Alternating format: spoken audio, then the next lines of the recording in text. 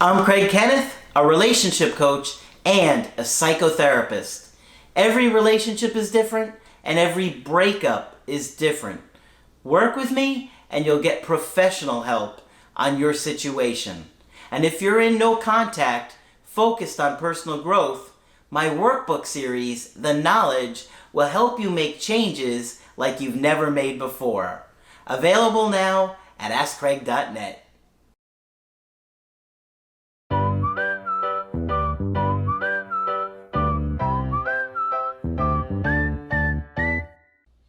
Hi there, I'm Coach Craig Kenneth, and in this video I'm going to be talking to you about my ex said they had no choice but to come back. So, how do you get an ex from ending the relationship, walking away, to a place where they've missed you so much that they feel like they can't live without you? It's not easy to get there because many people make too many mistakes to allow their ex to get to that place again. If you are trying to change your ex's mind, manipulate them, beg, plead, handwritten letters, clean slate messages, they won't get to that place. Because to get to a place where you feel like you can't live without somebody means they are really holding you in high regard, really looking back at the relationship, who you were, and how they see your potential now. Many people are lethargic and depressed in no contact. They have this self-defeatist attitude and a negative attitude. My ex is never going to come back. I know I'm never going to hear from my ex. Well, if you want to hold that mindset, you can, but it's not going to help you. You're not going to stay focused on growth, and you're not going to be in a good place to be receptive to learn and to show your ex you've changed, because all you're focusing is on the negative. If you focus on the positive, you're going to be a lot more likely to focus on the growth, learning the skills, working through those attachment issues. Now, it doesn't mean it's going to make your ex come back one way or the other, but I would much rather stay in a positive mindset, the best that I can, and focus on the growth, because if your ex does come back and you're in that negative mindset, they're going to know it. They're going to sense it, and they're going to lose attraction. And many of you are going to be guilty of that. Unfortunately, you'll have to learn the hard way. And there's only so much I can do to coach you guys. You often take what you want to hear and ignore the rest of the information, which is fine. But the students of the channel that are focused on staying positive and on those, workbooks or the creative healing course every day, they are advancing so much faster than the people that are just watching the no contact videos. And it's not even close. I wish there was some magic words to tell you guys to get you to that place that you're focused on getting in therapy and focused on growth.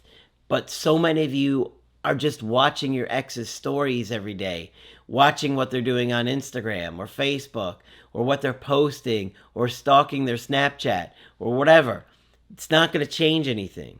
So trust me, it's for your own benefit and your future to stay positive in your breakup. So, this guy is writing with a success story. How do you get an ex to feel like they have no choice to come back? Well, a lot of that has to do with them feeling like they don't want to live without you because they really see how much you mean to them.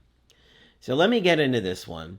This one is from a guy named Sam, and he's in his mid-20s. And he met his ex, we'll call her Rebecca, in early of 2024. He says, her and I were working together at the same restaurant.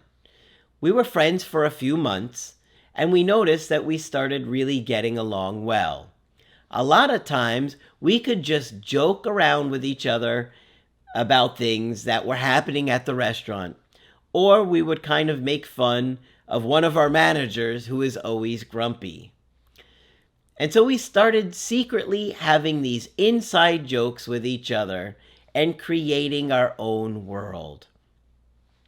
So you could see what would cause attraction to grow and to flourish in that kind of connection where you are literally creating your own world together, where you have these personal jokes about what's going on and inside jokes. Maybe you can give each other a look or an eye roll or a whisper here and there, where you guys now have this own world, and it's so attractive when you can create a connection with somebody. So I could see why the attraction was growing strong with those two. Overall, I think we had a really good friendship, and it blossomed into a strong attraction. We started to hang out outside of work, and it was clear that we just had a strong chemistry that was built on friendship. Unfortunately, like a lot of people who come to your channel, I didn't know anything about attraction or attractive behaviors or attachment issues. I really didn't know anything, and it wasn't until I hit rock bottom that I realized I better learn, or I'm going to keep ruining my romantic relationships.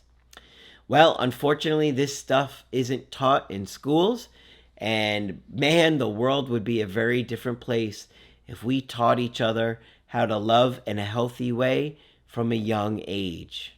Because it really starts in parenting.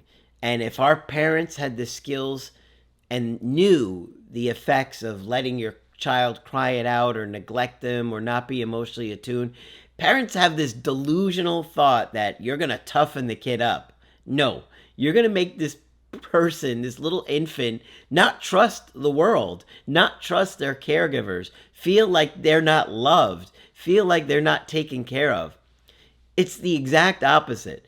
The more you are emotionally attuned to your child, pick them up, love them, hold them, play with them, the more resilient they're going to be. So please, if you have this mindset that you let a child cry it out, you're only going to create a child that can't soothe themselves, isn't strong, isn't resilient, and winds up feeling anxious and depressed and struggle with it through their life. All right, let me go on here. My girlfriend was really beautiful, and it didn't bother me at first. This is what happens. But I think pretty much all the guys that we worked with had a crush on her. All right, so I see this a lot. Okay? In the beginning, when he wasn't attached to her, it didn't bother him. But now, when the object of his affection is sought after by everybody there, all of a sudden, when those insecurities that we have come out, it's going to make you make a lot of mistakes. This is why I say you have to do the work. And this is what I'm trying to get you to see.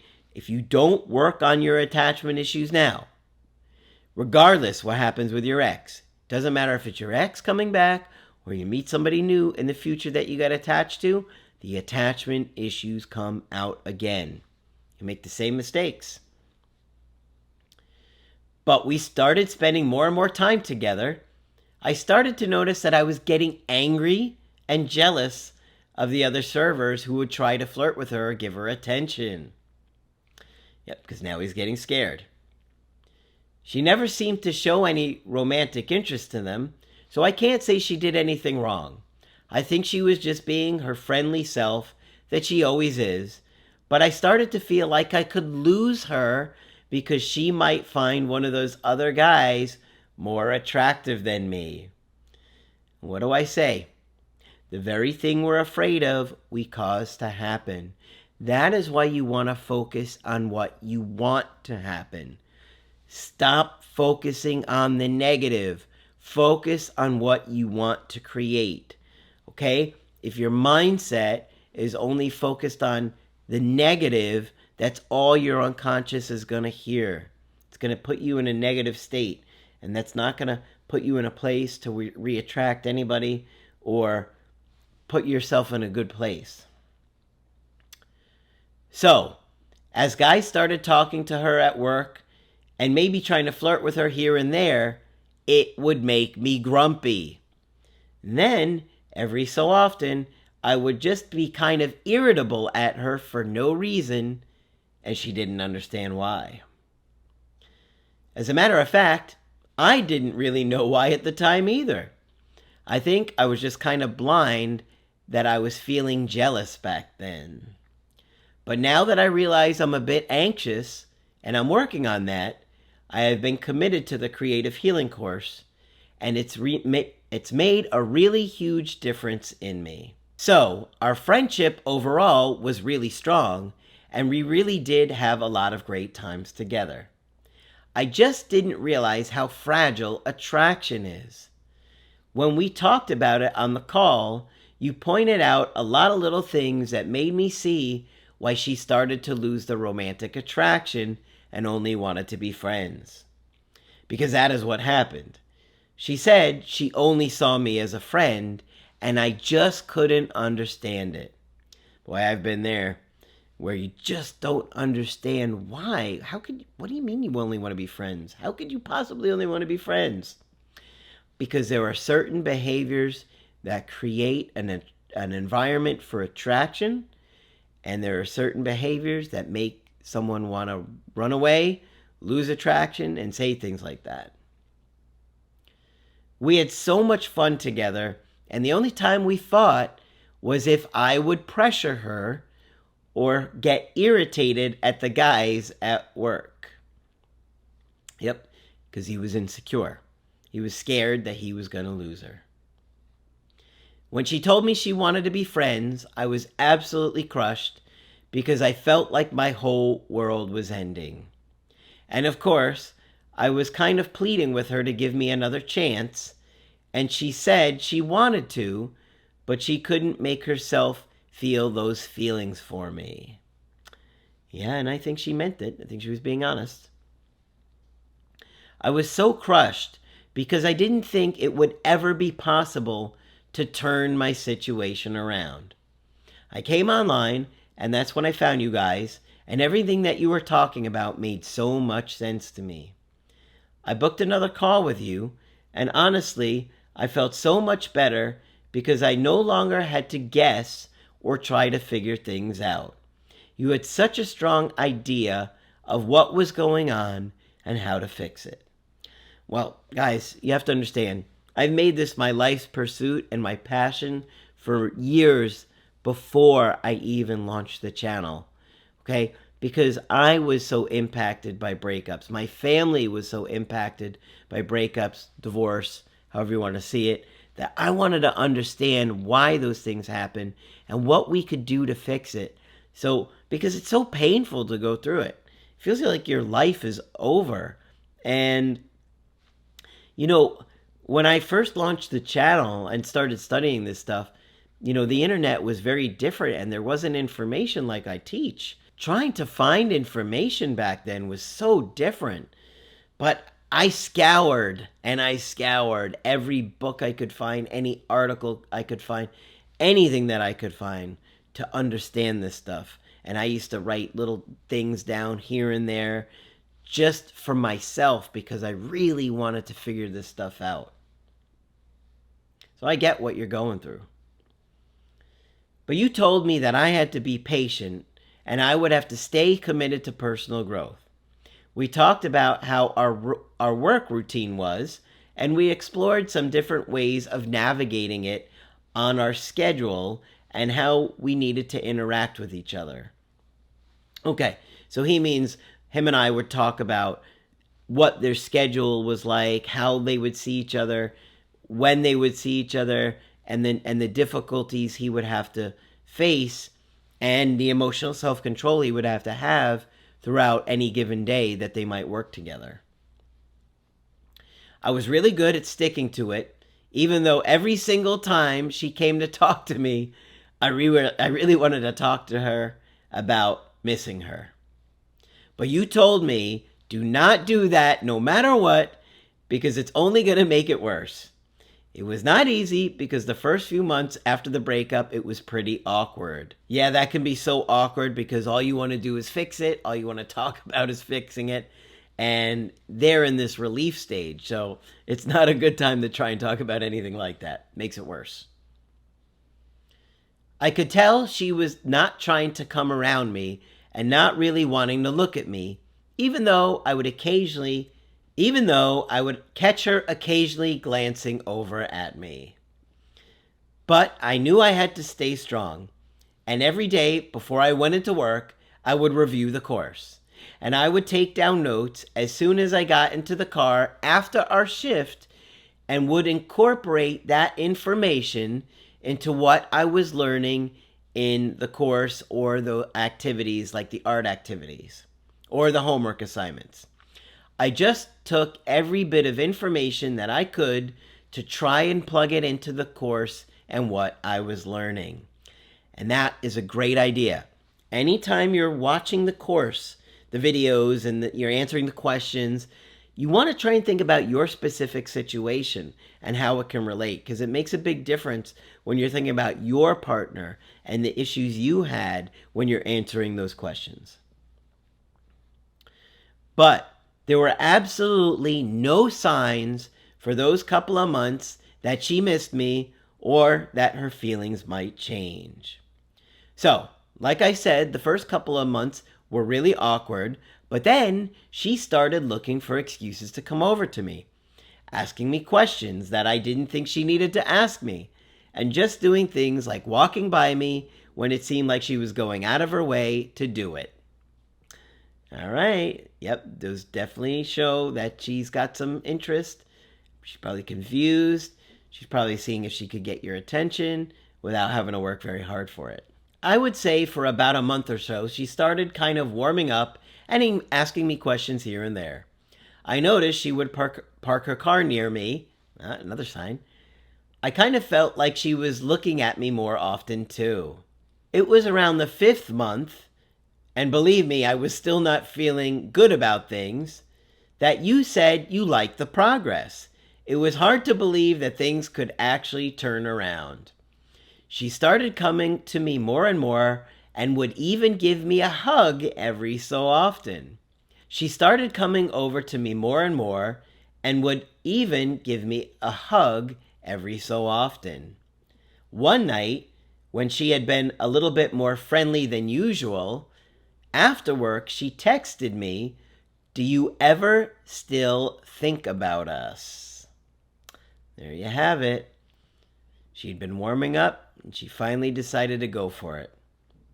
I thought about waiting until the morning, but I figured she knew I was still going to be up. So I said, "What makes you ask?" And she said, "Because I do." My heart jumped out of my chest.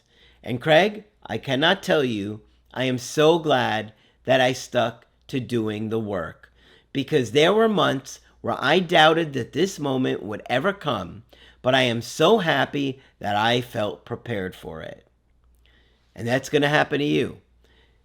Now, your ex may not reach out, but if they do you want to feel like you are over-prepared, or do you want to feel like, oh my God, I wish I listened to Craig? Because one of those things is likely going to happen. Now, even if your ex doesn't come back, you're going to meet somebody else that you're really excited about at some point, and you're going to think to yourself, boy, I'm glad I did the work, or you're going to think, I'm already messing it up with this new person. I should have learned my lesson before. It's up to you guys. Some of you haven't hit rock bottom yet, but do as much as you can to focus on personal growth. Stop just watching no contact videos. Go in my Be a Master in Relationships playlist. Go in my Understanding Attachment Styles playlist. Stay focused in there. If you see a video has a low amount of views, it means you should be watching it. I'm telling you. But you guys are so predictable. Videos like how to make your partner feel loved, and understanding your partner's needs and all those things. You guys don't want to watch those things. But the people that do are the ones that are advancing, and the people that don't aren't really getting ready for anything beyond no contact. Let me go on here. So I said to her, well, what does that mean? Do you want to get together and talk? And she said, yes, she would like that. Oh, that is a great feeling right there. She told me that she was afraid to ask me for a while because she thought I might have been angry at her. And that's another point, guys. Exes often are scared to reach out because they think you're hurt, you're angry, and you don't want to talk to them anymore.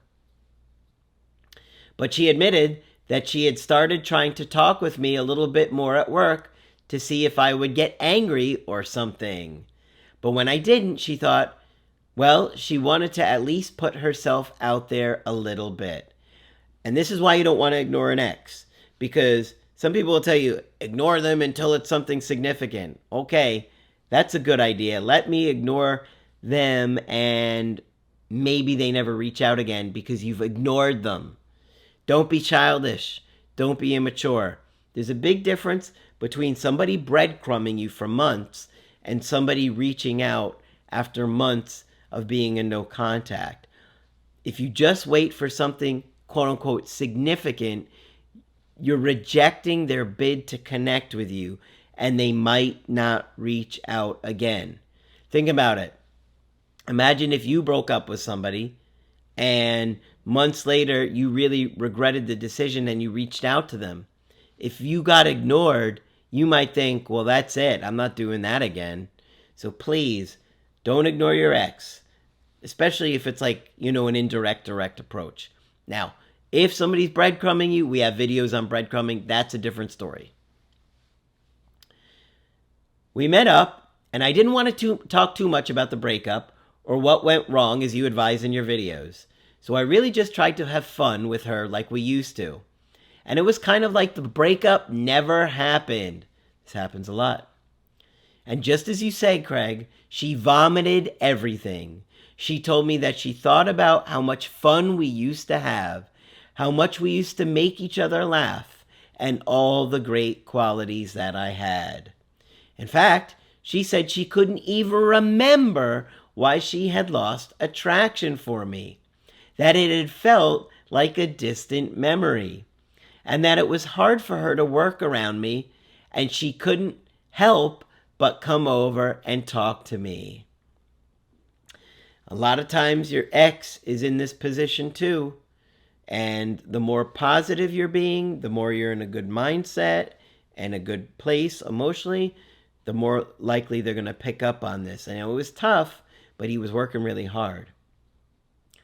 She said that if I was talking to other women, it would start to make her jealous, and that she would try and tell herself not to get upset because she knew I wasn't even doing it on purpose. She said she couldn't help but come back to me when I continued to show her that I was a strong, confident guy. And this is not a surprise to me because behavior is really tied to attraction. The more attractive you learn to behave, the more likely you're going to keep your connection strong. The more you behave with smothering, controlling, neglectful behavior, obviously there's a lot more to that, but the more you act like that, the more the connection gets weaker and someone loses attraction. And it was so surprising to hear because I felt anything but confident. But because I kept doing the confident behaviors that you teach and that I was learning about, she didn't know anything but how I was behaving. And that is so true, guys. Your ex doesn't know what you're thinking. They don't know what you're feeling. But if you keep presenting to them confident behavior, that's all they're going to know. It was like a giant light bulb went off, and it was so clear how accurate what you teach is. But because I kept acting confident, it's like she couldn't help but feel that romantic spark again. Yes, that's what I'm trying to get you to see. But you guys are so stuck on, are they coming back? Do they miss me? Do they love me? That you're not really learning the skills and being able to stick to those skills in those difficult moments. That's what's so challenging.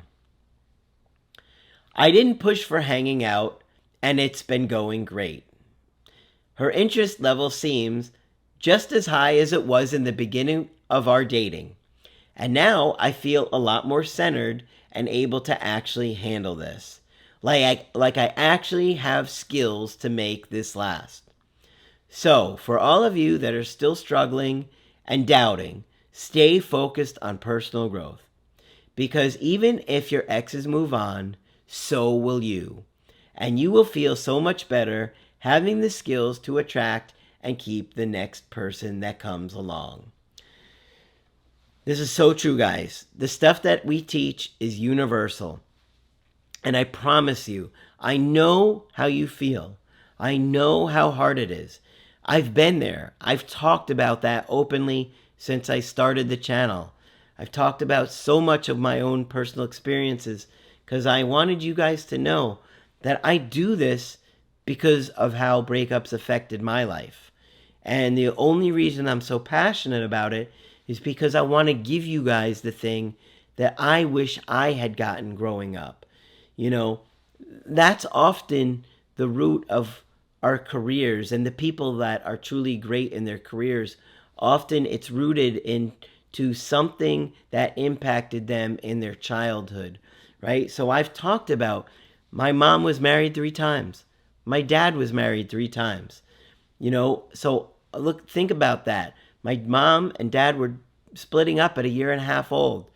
I had massive amounts of trauma and anxiety starting with being, a toddler. And because my mom was filled with anxiety that my dad would take custody of me from my mom, my mom was so anxious, and I absorbed all of that as a kid. And so going to my dad's house, I had so much anxiety going over there and missing my mom, and stomach aches, earaches. I went to this camp. They had go-karts and a pool and archery, and it was a great camp. But I was miserable, and I was sad going there every day. And I was getting earaches every morning, because I was feeling massive amounts of separation anxiety. And I didn't understand that. But as I became an adult and a clinician and, trying to understand relationships, everything became more clear. So that's why I do what I do. And that's why I love helping you guys change your life like this. It's far beyond just getting an ex back.